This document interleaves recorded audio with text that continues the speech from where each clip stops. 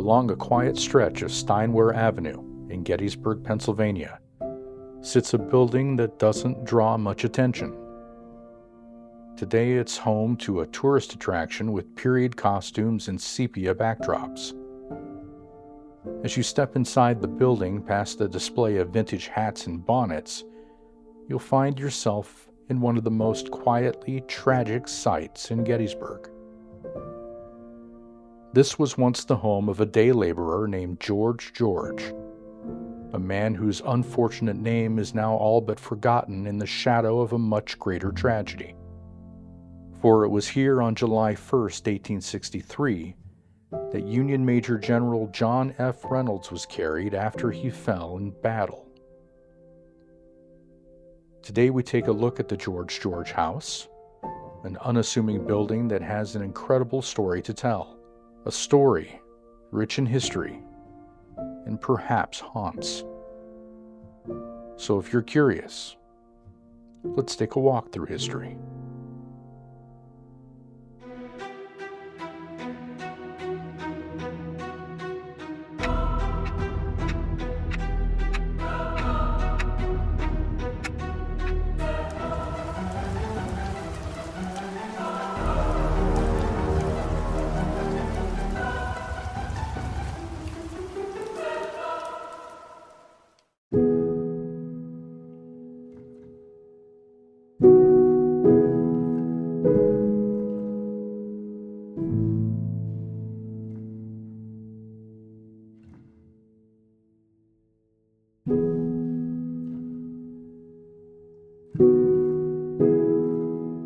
John Reynolds was the highest-ranking Union officer to die at Gettysburg, and his death came early, just hours into the fighting on the first day.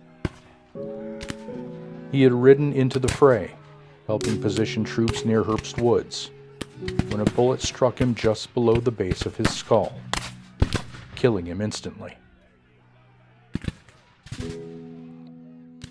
His men brought his body to the nearest shelter, the small home of George, perched near the corner of Emmitsburg and Taneytown roads.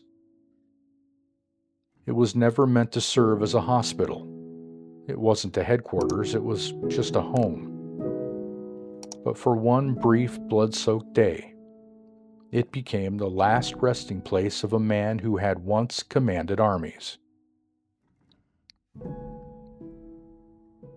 Inside the modest parlor, his lifeless body was laid on a makeshift table. And here in this still space amid the thunder of war, the legend begins. The soldiers couldn't find a proper coffin, so Reynolds' men scavenged what they could. A packing crate from a local shop, far too small for a man of his stature. They sawed it down, pried it apart, and reassembled it to fit. As the makeshift casket came together, blood from Reynolds' wounds pooled into the floorboards, dark and permanent. Some say the stain still rises no matter how often it's scrubbed, refusing to be forgotten. And the house has never quite been the same. Today, the George house is said to be haunted by at least 4 spirits. The most solemn of these is General Reynolds himself.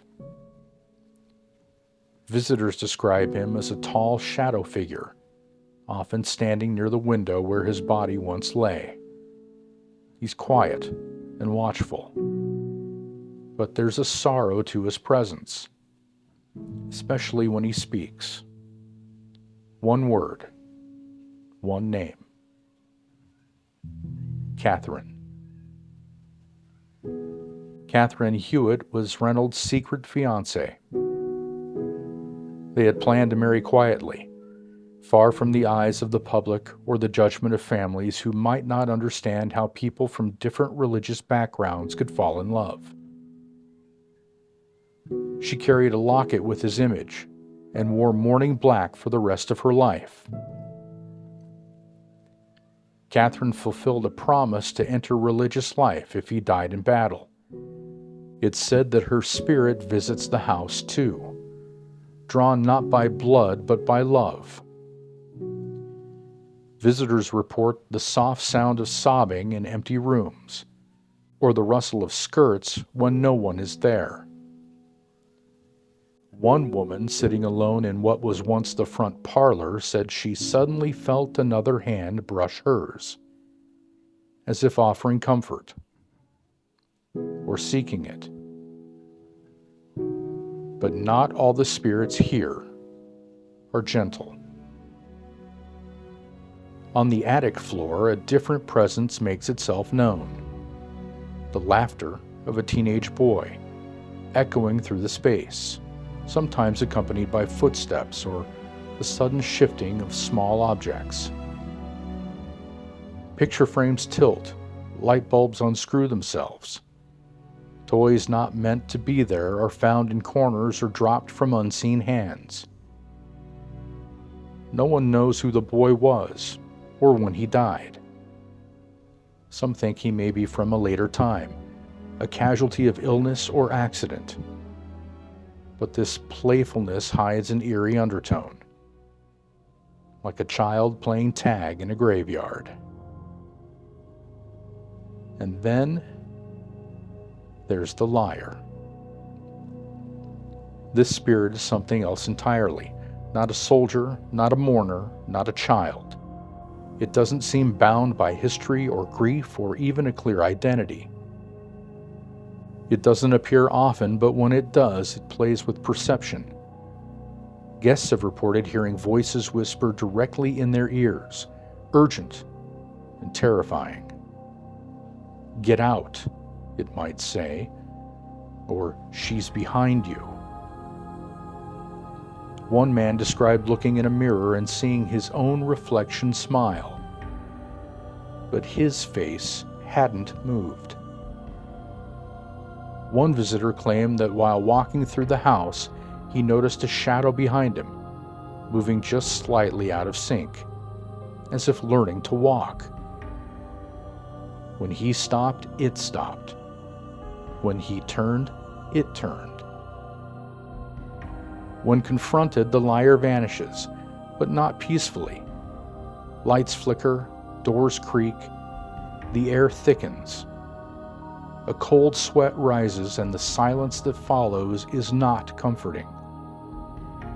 Some have asked why the George house seems to hold such an unusual mix of spirits.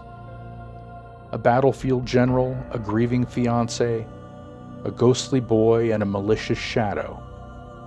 But perhaps the answer lies not in the battle itself, but in the nature of death that lingers. This house was never meant to hold so much pain, and yet in that one moment, when Reynolds was laid down, when blood soaked the floor, when hearts broke quietly under a sky filled with cannon fire, it became something more than a home. It became a place where echoes won't fade. Today you can step inside. You can dress in Civil War era clothing. You can pose for a photograph with your loved ones, but listen closely. In the silence between camera clicks, you might hear a whisper, a name, a question, a lie.